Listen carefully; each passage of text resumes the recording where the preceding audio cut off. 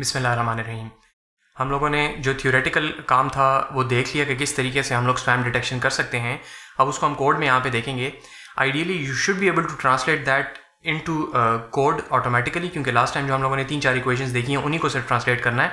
लेकिन प्रॉब्लम ये है कि वो हैं इक्वेशंस और उसके अंदर आपने कह दिया वर्ड, ठीक है। अब वो वर्ड जो है वो रियल वर्ल्ड के डाटा सेट से टेक्स्ट से लेके आना जो है वो थोड़ा फ़र्क होता है और आमतौर पे लोग इसी में स्टम्बल होते हैं कि रियल वर्ल्ड में तो लिखे होते हैं स्ट्रिंग के अंदर सेंटेंसेस, उनसे हम ये चीज़ किस तरीके से बनाएंगे। सो इट्स स्लाइटली प्रॉब्लमैटिक, ज़्यादा मुश्किल नहीं। If you sit down and spend like a little bit of time on it तो वो हल हो जाता है।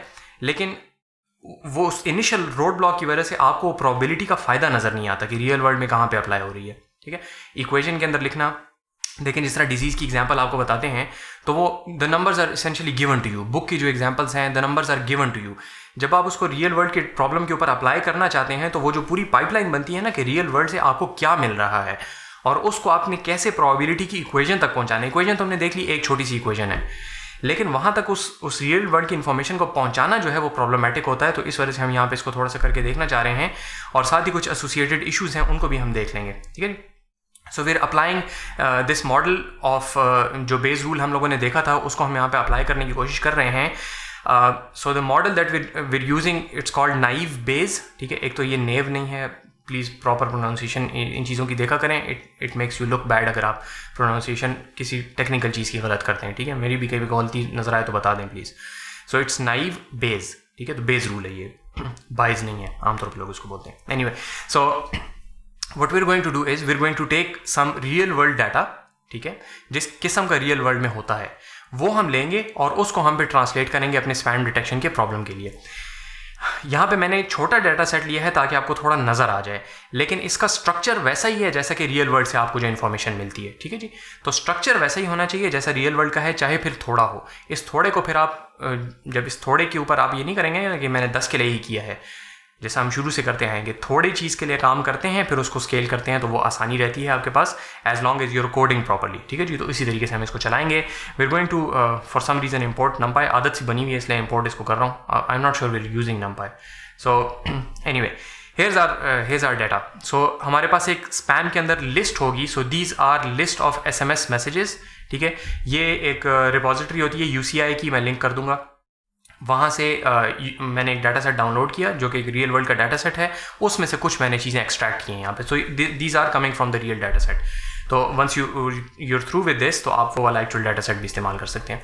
नाउ यू कैन इमेजिन कि ये स्ट्रिंग्स कहाँ से आ रही हैं, तो ये काम हम पहले कर चुके हैं। You can read from the file and convert them using split to lines, ठीक है जी। List of strings, file handling it's not important, ठीक है। बस ये आपके पास कहीं ना कहीं से आना चाहिए, ठीक हो गया, ओके। तो ये हमारे पास स्पैम के मैसेजेस हैं। तो 1 2 3 4 5 मैसेजेस सिर्फ हमारे पास स्पैम के हैं। ये एक मैसेज जो है मैंने अलग से रखा हुआ है। जब हम अपने मॉडल को ट्रेन कर लेंगे तो फिर हम अपने मॉडल को ये एक नया मैसेज दिखाएंगे ताकि हमें पता चले कि उसने वाकईतन स्पैम डिटेक्शन वो कर सकता है कि नहीं कर सकता। इसके अंदर काफ़ी सारी तफसील है कि कितने को आप अलग करते हैं कितने को अलग नहीं करते, उसमें मैं नहीं जा रहा अभी, फिलहाल हमारा वो मकसद नहीं है, ठीक है जी। तो बहरहाल ये मेरा वो सेंटेंस है जिसके ऊपर मैं अपने मॉडल को बाद में टेस्ट करूंगा। ये वो है जिसके ऊपर हम अपनी प्रोबेबिलिटीज़ को कंप्यूट करेंगे शुरू में, ठीक है जी, ओके। इस तरीके से मेरे पास नॉन स्पैम मैसेजेस जो हैं वो भी मैंने यहाँ पे कुछ जमा कर लिए। जाहिर बात है, in order to differentiate between spam and non spam you need some non spams as well, ठीक है जी। सो इनको भी हमने कर लिया। और एक और मैंने ये नॉन स्पैम मैसेज है जिसको मैंने यहाँ पे रख लिया स्पैम टेस्ट 2 के नाम से, ठीक है जी। इसको भी मैंने रख लिया ताकि मैं कल को अपने मॉडल को टेस्ट करूं कि ये स्पैम अगर आता है तो उसको भी सही डिटेक्ट कर सकता है कि नहीं, और नॉन स्पैम आता है तो उसको भी सही डिटेक्ट कर सकता है कि नहीं, ठीक है जी। अब हम यहाँ पे कुछ काम करना चाहते हैं, ठीक है जी। इसका प्रोबेबिलिटी से डायरेक्ट कोई ताल्लुक नहीं है, लेकिन again in order to take the real world data into the probability model हमें ये काम करने पड़ते हैं। तो यहाँ पे मिसाल के तौर पर देखें, लिखा हुआ है to use your credit click the new WAP। This WAP is in capitals, ठीक है जी। ये आपको नज़र आ रहा है कि WAP कैपिटल्स में है। इस तरीके से यहाँ पे अगर आप आ जाए नीचे थोड़ा सा तो इधर सेंटेंसेस के अंदर वर्ड्स इस्तेमाल किए हुए हैं। न्यू, तो न्यू में कैपिटल N है। दूसरा कोई यहाँ पे अगर न्यू हो, so there should be a new, so there you go, there is another new. इसके N छोटा है, इसका N कैपिटल है। आपको पता है स्ट्रिंग्स के अंदर कैपिटल और लोअर केस जो हैं उसके अंदर फ़र्क होता है, ठीक है। These are 2 different strings. तो इस किस्म की जो बातें होती हैं, यहाँ पे एक कॉल है आपके पास, यहाँ पे कॉलिंग है, ठीक है। तो हमें एज ह्यूमंस पता है कि call and calling are essentially the same words, ठीक है।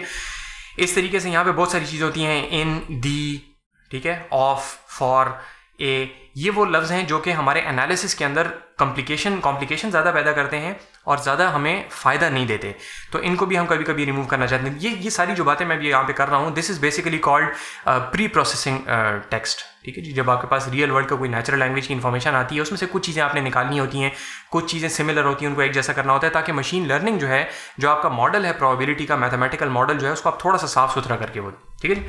तो इसको हम यहाँ पे एग्जाम्पल से करके देखते हैं। लाइब्रेरी जो मैं इस्तेमाल कर रहा हूँ दैट इज़ जेनसिम, ठीक है। जेनसिम की काफ़ी पॉपुलर लाइब्रेरी है। एक और लाइब्रेरी है NLTK, natural language tool kit, जो कि पाइथन में इस्तेमाल होती हैं।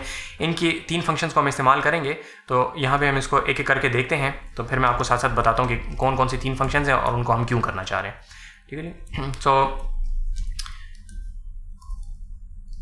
फर्स्ट लेट्स सी, हम एक अपने मैसेज को देखते हैं। So this is my message जिसके ऊपर मैं काम करना चाह रहा हूँ, too late, I said I have the website वगैरह वगैरह, ठीक है। ये इस किस्म की कुछ हुआ है, तो ये नॉन स्पैम मैसेज है, इसको यहाँ पे मैंने किया हुआ है।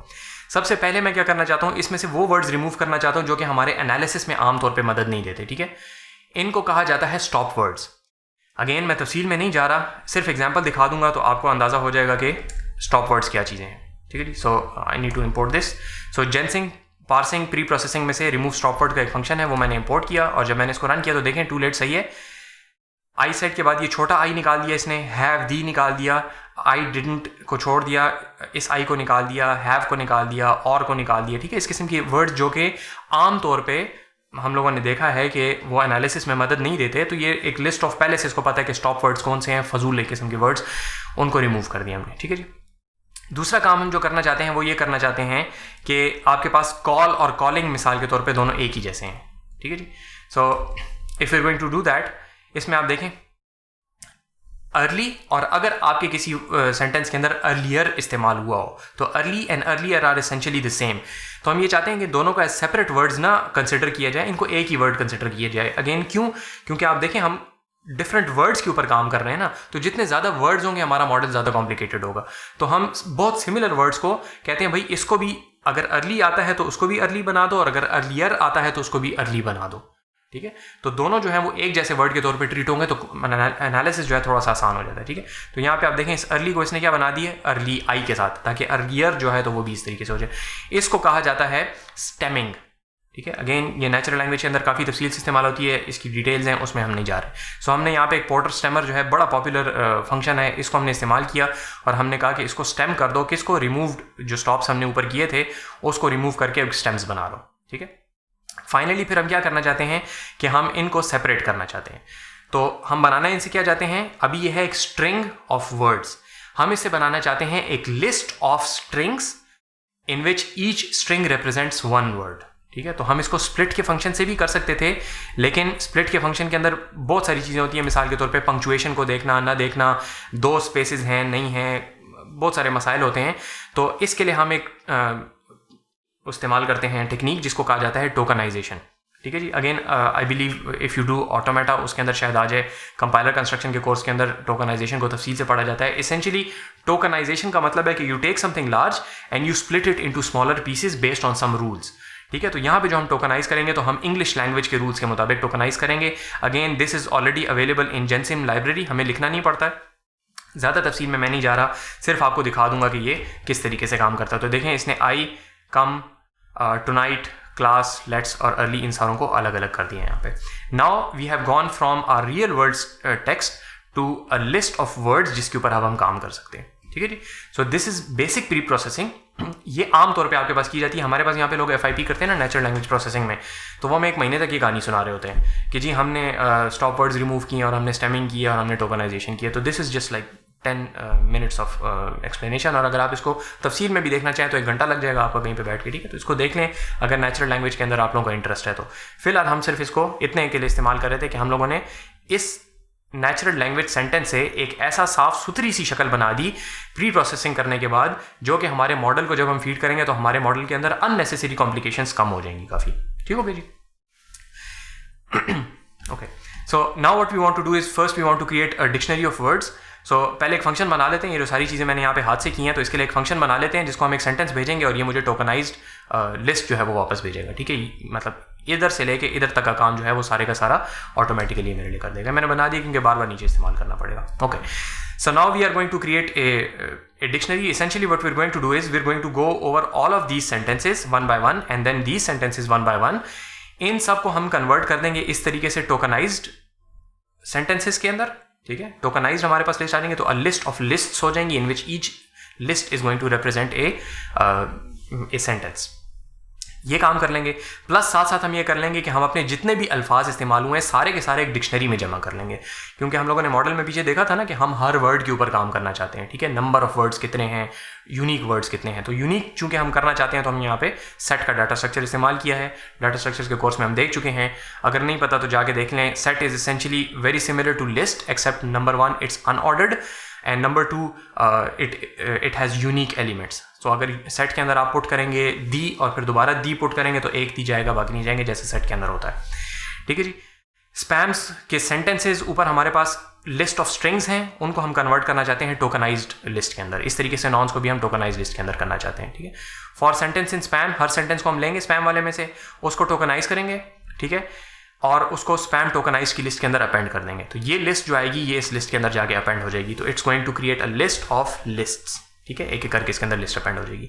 प्लस हम ये भी करना चाहते हैं कि जो हमारी एग्जिस्टिंग डिक्शनरी है जो कि एम्प्टी सेट से स्टार्ट हुई थी, हर सेंटेंस के जितने भी आपके पास टोकन्स हैं, जितने भी वर्ड्स आपने निकाले हैं, वो सारे भी डिक्शनरी के अंदर ऐड हो जाएं. तो यहाँ पे हम यूनियन करेंगे, जिसका मतलब ये है कि अगर कोई चीज़ पहले से एग्जिस्ट करती है तो वो ऐड नहीं होगी, सेट के अंदर वैसे भी ऐड नहीं होती. प्लस इसके अंदर जो चीज़ें नई आ रही हैं वो उसके अंदर ऐड होती जाएंगी. तो हम हर सेंटेंस के अंदर जो नए वर्ड्स आते जाएंगे वो अपने डिक्शनरी के अंदर ऐड करते जाएंगे, ठीक है. So it's very simple. So पहले हमने ये काम स्पैम में कर लिया, फिर उसके बाद हमने ये नॉन के ऊपर कर लिया, ठीक है. इसको जब हम करते हैं तो यहाँ पे आप देखें टोकनाइज स्पैम जो है, देखें this is a list of list in which one list is this guy over here, ठीक है. एक सेंटेंस से एक लिस्ट बन गया, तो it's a list of sentences. इस तरीके से नॉन जो है आपके पास वो भी हो गए. कहाँ पे है, एनीवे यहीं पे कहीं पे होगा, ये रहा जी, ठीक है. और फिर हमने डिक्शनरी को आउटपुट कर लिया. तो डिक्शनरी देख सकते हैं कि इट्स अ सेट ऑफ जितने आपके पास वर्ड्स थे, these are going to be unique, और सारे के सारे हमारे पास डिक्शनरी के अंदर भी जमा होगा, ठीक है जी. ये चीज़ हम आमतौर पे इसी तरीके से करना होता है कि हम लोगों ने एक प्री प्रोसेसिंग जो पहले की थी, अब उसको हमने अपने पूरे उसके साथ कर लिया, ठीक है. पहले आपको एक सेंटेंस के ऊपर करके बताया था, अभी सारों के ऊपर कर लिया. Now we are going to collect the stats जो कि हम लोगों ने लास्ट लेक्चर में देखी थी, ठीक है. वो 4-5 इक्वेशंस जो थी जिनके ऊपर हम लोगों ने एनालिसिस करना था. तो उसमें से कुछ चीज़ें इस तरीके से हैं जो कि इंडिविजुअल वर्ड के ऊपर डिपेंड नहीं करती, उनको पहले से अलग से मेजर कर लेते हैं. मिसाल के तौर पर total word count is the length of the dictionary, कि हमारी डिक्शनरी में टोटल वर्ड्स कितने हैं, ठीक है. ये सारे हमारे वर्ड्स हैं, कितने हैं वो हमने गिन लिया. टोटल स्पैम मैसेजेस कितने हैं, तो ये आ गए हमारे पास. ऑल मैसेजेस हमारे पास कितने हैं, तो स्पैम मैसेजेस प्लस जो आपके पास नॉन स्पैम मैसेजेस हैं उन सारों को आपने ऐड कर लिया, ठीक है. को आप आउटपुट करके देख लें. 101 वर्ड्स हमारे पास इसके अंदर, यूनिक वर्ड्स इसके अंदर हैं. ये याद रखें इस यूनिक से मुराद है कि वो जो हमने स्टेमिंग की है, तो अगर अर्लियर और अर्ली होगा तो वो दोनों एक वर्ड बने हैं. इस तरीके से कॉलिंग और कॉल जो है वो एक वर्ड बना है, ठीक है जी. ये जहन में रखेंगे, आगे जाके एनालिसिस के टाइम पे हम नहीं करना, ओके. अब हम क्या करना चाहते हैं, पी ऑफ स्पैम कैलकुलेट कर लेते हैं, क्योंकि पी ऑफ स्पैम भी डिपेंड नहीं करता किसी इंडिविजुअल वर्ड के ऊपर. पी ऑफ स्पैम हमारे पास क्या था, it was total spam messages divide by total messages जो हमारे पास सारे के सारे हैं, ठीक है. So if you do that तो 0.38 जो है वो प्रोबेबिलिटी ऑफ स्पैम है. सो this is now very simple. जब आपने प्री प्रोसेसिंग कर ली, डाटा आप एक दफ़ा इस शक्ल में ले आए, now it's very simple to do the calculation, ठीक है. बिल्कुल बेसिक वो ITC लेवल की प्रोग्रामिंग फंडामेंटल्स लेवल की आपके पास कोडिंग है ये, ठीक है. सो एक फंक्शन और लिख लेते हैं, हेल्पर फंक्शन है. अगेन देखें, याद रखें ये काम बगैर फंक्शंस के भी हो सकता था. बार बार मैं हेल्पर फंक्शन इस वजह से बना के आप लोगों को बता रहा हूँ ताकि आप लोगों के जहन में रहे कि when you take this code into your real life problems, तो वहाँ पे बहुत सारे लोगों को मसला इस वजह से होता है क्योंकि इस तरीके से कोड को प्रॉपरली स्ट्रक्चर नहीं किया होता. तो यहाँ पे मैं क्लासेस वगैरह तो नहीं बना रहा, लेकिन एटलीस्ट फंक्शन ज़रूर बनाएं, ठीक है. क्योंकि एक तो फ़ायदा ये होगा कि यही चीज़ें देखें, आप ये टोकनाइज वगैरह जो है, अब इस फंक्शन को आप उठा के, ये जो आपने फंक्शन बनाया टोकनाइज सेंटेंस, कल को आपने कहीं पे भी नेचुरल लैंग्वेज प्रोसेसिंग करनी है, इस फंक्शन को आप वहाँ पे लेके जा सकते हैं, ठीक है.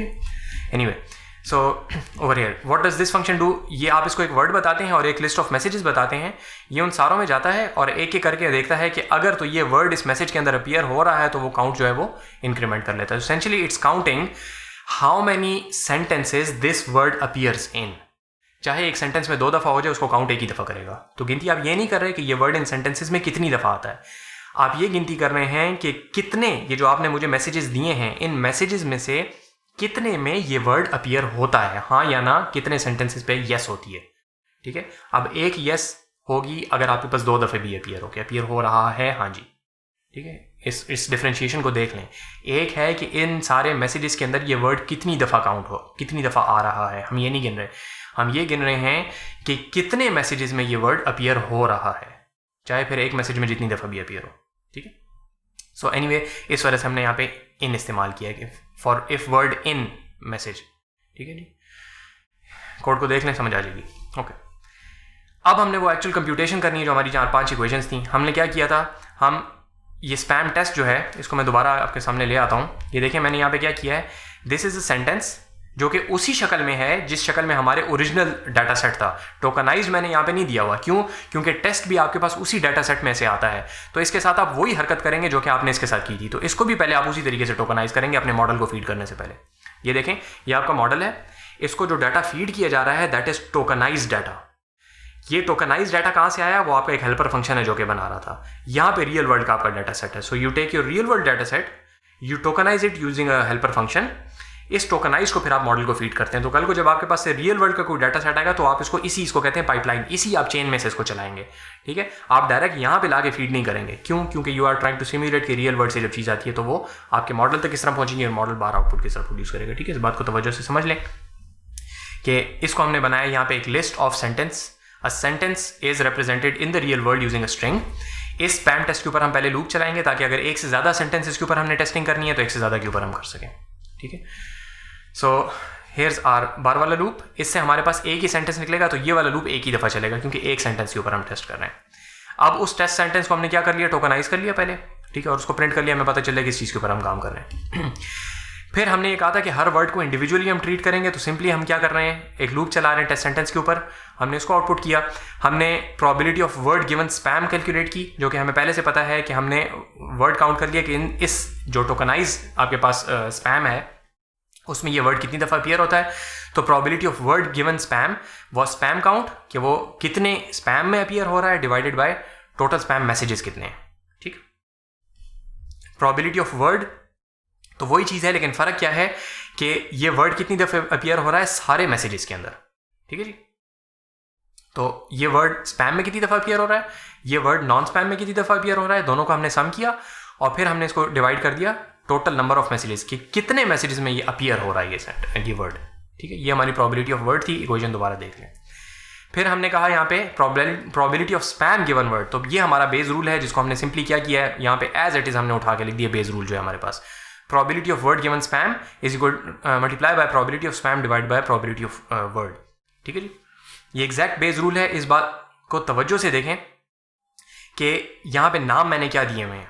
ठीक है, मैंने यहाँ पे PW spam, P spam इस वजह से लिखा है क्योंकि अगर इनको मैं XYZ ABC लिखता तो यहाँ पे इस बेस रूल के अंदर फिर मुझे नहीं समझ आनी थी कि मैं क्या कर रहा हूँ। ठीक है, गिवन योर मैथमेटिकल इक्वेशन, आपको चाहिए कि जब आप उसको कोड में ट्रांसलेट करें तो try to stick as closely as possible to mathematics. ठीक है, अपने वेरिएबल के नाम वैसे रखें जो कि आपके मैथमेटिक्स में, ताकि यहाँ पे आपको आसानी रहे। अब वो पाइप का सिंबल तो हम यहाँ पे नहीं लगा सकते थे, वेरिएबल के नाम में पाइप का सिंबल नहीं आता, ब्रैकेट्स नहीं आते, but this PW spam at least to me, आप अपनी कन्वेंशन बना सकते हैं लेकिन at least to me it's very obvious के this is the probability of word given spam. ठीक है, and this is the probability of spam, this is the probability of word, this is the probability of spam given word. ठीक है, तो ये चीज़ जो है it's essential कि आप इसको इस तरीके से करें, क्योंकि जब आपके पास ये मॉडल काफ़ी बड़ा हो जाता है, काफ़ी डिफरेंट किस्म के पैरामीटर्स आपके पास आते हैं। स्पेशली थोड़ा सा बता देता हूँ कि मशीन लर्निंग में जब हम जाके डीप न्यूरल नेटवर्क्स के ऊपर काम करते हैं तो यू हैव लाइक 50 और 60 लेयर्स। ठीक है, अगर बहुत डीप आप जाते हैं, अगर कुछ भी ना हो तो आपके पास 4-5 लेयर्स भी होती हैं, तो वो सारी की सारी आपस में फिर समझ नहीं आती बंदे को कि कौन सी लेयर के अंदर क्या काम हो रहा है। ठीक है, तो लोगों को मॉडल क्यों नहीं समझ नहीं आते, क्योंकि वो वेरिएबल के नाम गलत देते हैं। लेयर्स के नाम आप समझ रहे होंगे, ये तो बड़ी ऑब्वियस सी बात है, मैं नहीं करूँगा। जितने मैंने आज तक मॉडल्स इंप्लीमेंट होते हुए देखे हमारे FIPs में, MS के अंदर, सारों में लेयर्स के नाम होते हैं, लेयर 0, लेयर 1, लेयर 2, लेयर 3। हालांकि हमारे पास लेयर्स की स्पेसिफिक्स होती हैं कि इस लेयर को हम नाम दे सकते हैं। ठीक है जी, सो अगेन यहाँ पे हमारे पास हमने probability of spam given this word calculate कर ली और हमने क्या किया था कि हमने सारी की सारी प्रोबेबिलिटीज़ को आपस में मल्टीप्लाई किया था। तो वो जो बड़ा प्रोडक्ट था हमारे पास, तो उसके लिए हमने क्या किया कि फाइनल प्रॉप का एक वेरिएबल लिया है और इसके अंदर हम सारी प्रोबेबिलिटीज़ को मल्टीप्लाई करते जा रहे हैं। ठीक है, तो दरमियान में इनको आउटपुट भी कर रहे हैं और आखिर में एक फाइनल प्रोबेबिलिटी भी हम कंप्यूट कर रहे हैं। ठीक है जी, so that is all there is to it. ठीक है, इट्स सिंपल मैथमेटिक्स। वहाँ से हमने सिंपल उसको देखा और यहाँ पर ट्रांसलेट कर लिया। यहाँ पे देख लें, हमने सेंटेंस उठाया है customer service announcement you new वगैरह वगैरह वगैरह। देखें, the probability of spam given this word customer is 0.75। क्यों? क्योंकि यहाँ पे अगर आप आके देखें तो यहाँ पे अक्सर सेंटेंसेस के अंदर यहाँ पे आपको कस्टमर नजर आएगा, ठीक है जी। सो कस्टमर कस्टमर कस्टमर, और इनके अंदर कस्टमर बहुत कम है, ठीक है। आई डाउट कि इनके अंदर कहीं पे भी कोई भी कस्टमर है, ठीक है। तो it makes sense to us कि कस्टमर अगर अपीयर हो रहा है तो it's a very high probability कि आपके पास ये मैसेज जो है स्पैम है, ठीक है। तो इंटरप्रिटेशन साथ साथ थोड़ी सी करते जाएं। इस तरीके से आपके पास सर्विस है तो सर्विस की प्रोबेबिलिटी 1 है, डेफिनेटली ये स्पैम ही स्पैम है हमारे मॉडल के हिसाब से, ठीक है।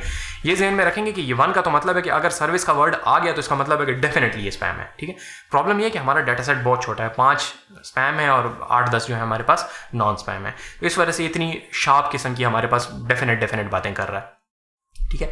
लेकिन as soon as you pick a larger data set तो ये प्रोबेबिलिटीज जो है थोड़ी सी डाइल्यूट हो जाएंगी, ठीक है। 1 से थोड़ी कम आ जाएंगी, 0 से थोड़ी दूर हो जाएंगी, एंड सो ऑन, ठीक है। अनाउंसमेंट की प्रोबेबिलिटीज ने निकाली, यू की प्रोबेबिलिटी निकाली, न्यू की probability is also 0.75 and so on and so forth. इन सारों को जब आप आपस में मल्टीप्लाई कर लेते हैं तो you get the final probability that this message is a spam given all the words that are appearing in this is 0.5625, ठीक है। So now after you get this probability, real world में होता क्या है कि यू समहाउ कैलकुलेट और predict as an expert कि भाई इस जगह पे मैं कट लगाऊंगा, if the probability is let's say greater than 0.2 तो मैं कहूंगा कि ये स्पैम है, ठीक है। मेरा थ्रेशोल्ड कितना है अगर, तो मैं समझता हूँ तवज्जो से थोड़ा सा देखें यहाँ पे, इसकी मैं बहुत तफसील में यहाँ पे नहीं जाना चाह रहा, लेकिन यहाँ पे थोड़ा सा आपको बता रहा हूँ, आगे जाके हम इसके ऊपर बाद में बात करेंगे।